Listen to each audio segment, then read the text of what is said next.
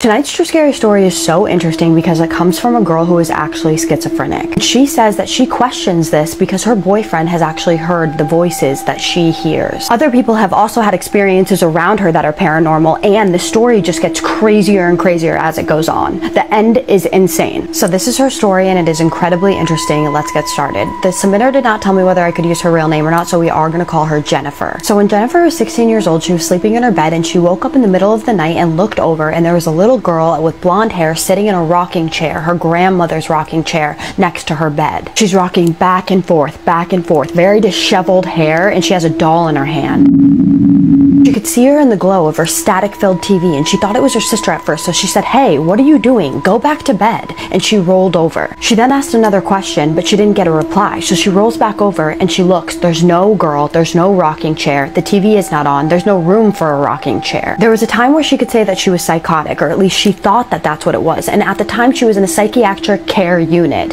and she felt it coming on, and so she asked the nurses if she could please have some medication to help her deal with it. After she took it, she went back to her room to wait it out, and that's when the voices started. Like 20 of them, all talking at once. She curled into a ball on her bed, trying to ignore them, but it was impossible. She would talk to one, and then it would go away, but then another one would take its place. So she just curled into a ball, knees to her chest, rocking back and forth, muttering to herself. That continued until she just passed out. When she woke up, she just went to dinner, like nothing happened. And when she got a little bit older, her boyfriend moved in, and he actually took her side of the bed, and he would wake up in the middle of the night to hearing voices calling her name, the same voices that she had been hearing her whole life. So she's wondering, if she just has schizophrenia, why are other people hearing the voices that she is hearing? Side note, ignore my lips, they are incredibly swollen right now. So she actually mentioned something in the story that I didn't know. You think I would because I'm in recovery, but she said that there is a stronger connection between mental health issues and schmug use than there is type 2 diabetes and sugar. And she had a schmopiate habit, a bad schmopiate habit. So she was in a treatment facility for this. It was in Southern Maryland, and she said that in the beginning it was okay, and you ate to survive because the food was terrible. I can attest to that. Well, things started to happen there, and there was a counselor there that did groups, and that counselor, for some reason,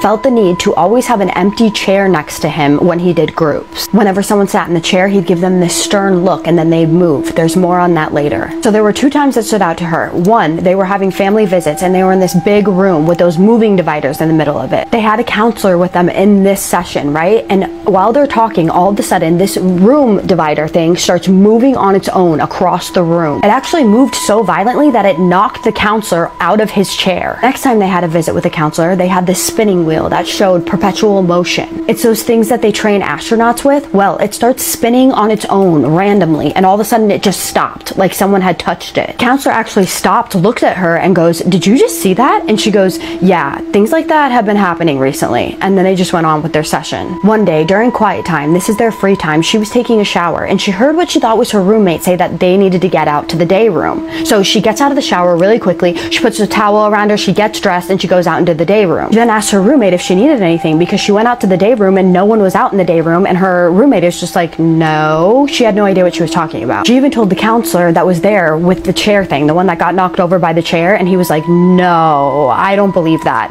And that is when he told her why he keeps an empty seat next to him. That's when the counselor tells her that people had actually OD'd in the facility, and that whenever someone got through the program and graduated, they felt like they graduated also. And the reason why they kept the chair there was basically for those people who had OD'd and did not graduate. That breaks my effing heart. First of all, how are people ODing inside of facilities? Like, it does happen. People bring in stuff all the time, and it happens. It's terrible, but now the next part of the story is crazy, and it's also super scary. So she had this friend, and we're gonna call him Zane, okay? And he had an addiction problem as well. And he was sitting in a chair next to her one day, and she looks over at him, and she notices that he has this snake that's wrapped around him. It's like this pale green snake, and its head is peeking over his shoulder. It's slithering around the back of his neck, and it was growing roots on his chest. That's when she knew he was marked. He was not destined for anything good. She told Zane what she saw and told him that whatever he was doing, he needed to stop doing it immediately, or else things were going to get bad. He did not heed her warning. Unfortunately, eventually his life devolved. He was facing a lot of jail time and he ended up taking his own life. She's actually been able to talk to people in her dreams and they can talk back to her, and she tried to contact him in her dreams, but she got a wall, nothing. All she got was, stop asking questions, he's where he's supposed to be. She was also in contact with a lot of other sensitives and they also just hit a wall when they tried contacting him as well. Well, a few months later, she has a dream with him in it. It's very circular and she starts to realize that he's in a hell loop. It's just him running from the law, and then when he gets caught, it starts over again. And she knows that this was the worst time in his life, and it breaks her heart that that is how he is spending eternity. And she can't help but think that if he had stopped and actually listened to her warnings, would he still be here today with his young son? So I actually worked with somebody that worked in a psychiatric facility. She was interning there, and she told me a story one time about this,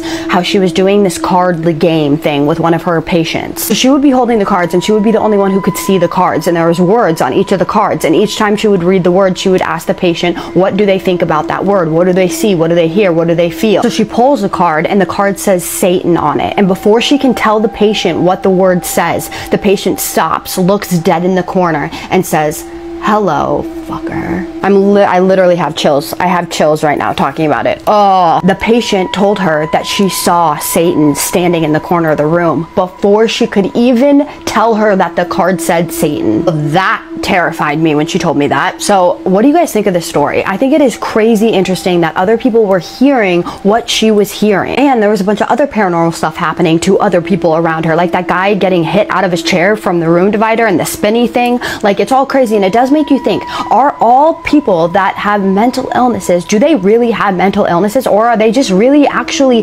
dealing with paranormal things? Now, I do not want to discount that there are mental illness. There is such a thing as mental illness. I'm not discounting that at all, okay? I know that there is. But some people, I believe, may be just gifted and don't know how to deal with it, and this is where they end up, and it's super sad to me. What are your guys' thoughts on this? I know I've touched on it before, but I want to know what your thoughts are on this, and I want to know what your thoughts are on this story, and so does she. What do you think? Do you think she's gifted? Do you think she actually has this mental illness, or like, do you think that maybe it's both? Comment, please. Would love to hear them. Okay, now I'm going to go into my favorite parts, the shout outs. My first shout out is going to Amanda, and you know who you are because I told you in the comments today. I asked you if I had shouted you out before, and you said no. I'm shouting you out now, girl, because you are always supporting me. You are always commenting, and I love you for that so much. Thank you for that. I love you, girl. Next shout out is going to Illy Billy. You have a pride flag, a Virgo sign, and a purple heart next to your name. I have if you look, that's for my mom. My mother is a Virgo, that's why I have that tattoo. I'm actually a Leo, but you are so sweet. You leave the sweetest comments. I appreciate you supporting me all the time. It means the entire world to me. I love you, girl. Thank you. And with that being said, my name is Kaisa, and I tell true scary stories on here every single night that you guys submit to me. So if you're into that, hit that follow button. I just need you to do 3 things for me. And what are those? Keep sending me your scary stories. Have a safe night. Please have a safe night. And what's the third one? Say it with me.